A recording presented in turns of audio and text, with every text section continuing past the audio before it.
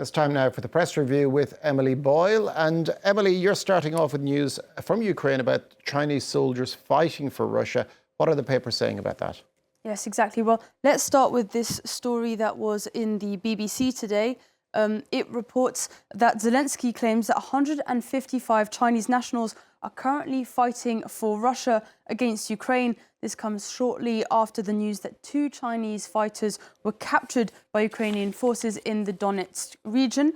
In Ukraine, the Kyiv Independent, sorry, this is a different article, but there's another article in the Kyiv Independent that says that it shows it demonstrates a systemic recruitment effort. The article says that although China claims to be neutral, the country is Russia's largest supplier of dual-use goods, critical to weapons manufacturing.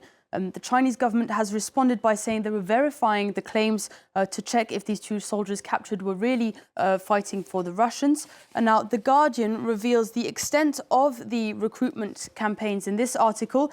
They feature the Russian ads which have been circulated on social media in China. This ad here, for instance, promises a salary of $2,500 a month. The article says that videos are either propaganda about being tough men, or they look very much like influencer videos for working holidays. The ads have one thing in common, though. They are all selling the advantages of being a Russian mercenary. Now, The Economist here asks, why are Chinese soldiers fighting in Ukraine? They call them soldiers of misfortune. It suggests they're either motivated by cash, danger, or in some cases, nationalism. Now, this article also points out that Chinese mercenaries have been showing up on both the Russian and the Ukrainian sides. Now, although the Chinese government has not commented on why they were there and fighting in what capacity, the article says that the latest arrests might force them to weigh in on that debate. And we'll stay with soldiers, but going to Israel, where hundreds of Air Force reservists have signed a letter calling for an end to the war in Gaza. Yes, exactly. Well, the latest updates are on the front page of the Jerusalem Post today, in that article over there, which reads, quote, hundreds of IAF reservists to be cut over stop war call. Now, reservists from the Air Force who signed a letter calling for the end of the war have now been fired. It says that the letter did directly mention the war, but it was also part of a wider opposition campaign against Netanyahu. The head of the IDF, Eyal Zamir, said that no matter how controversial policies might be, reservists are forbidden from taking public position on such issues.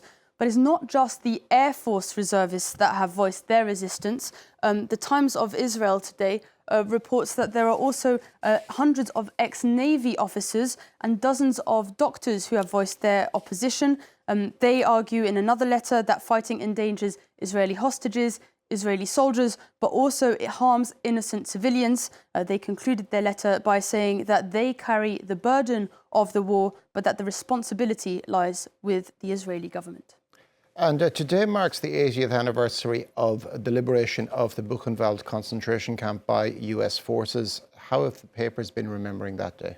Yes, well, let's start in Germany with the paper Die Welt that has it on their front page with a single word, freed. The photo they use here was taken after the liberation and shows a French Buchenwald prisoners with a young boy whose name was apparently on the death list 3 times, but who still miraculously survived.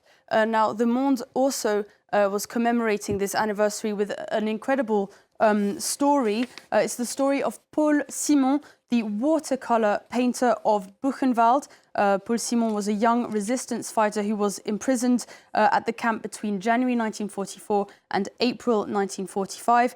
During his time at Buchenwald, Paul painted a number of watercolour paintings documenting the terrible conditions there. Now, most of the paintings are in grey, blue and beige, as Paul painted with whatever he could get his hands on. There were quite a number of photos in this article. He drew his daily life at the camp and the horrors he experienced.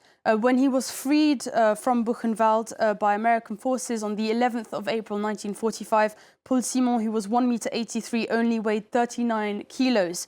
When Paul Simon passed away, he left a folder full of his paintings.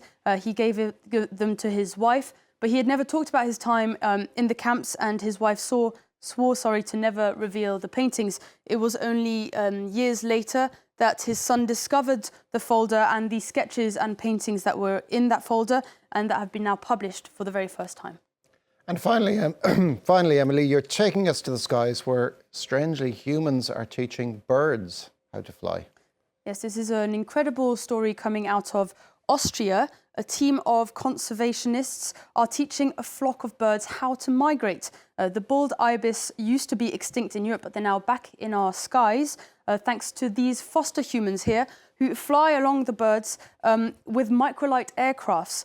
By raising the birds from hatchlings, scientists are able to create a bond that's so strong with them that they're able to lure them into the skies, and they teach them how to follow their aircraft. The birds then follow them down to Andalusia, to Spain, to warmer climates. There's another very cool photo here illustrating them following their foster parents. Now, the latest cohort of birds has just hatched. The article says they will now go to flight school before making their journey south at the end of the year. They won't be long being able to make it their own way themselves to the sun. Thank you very much, Emily.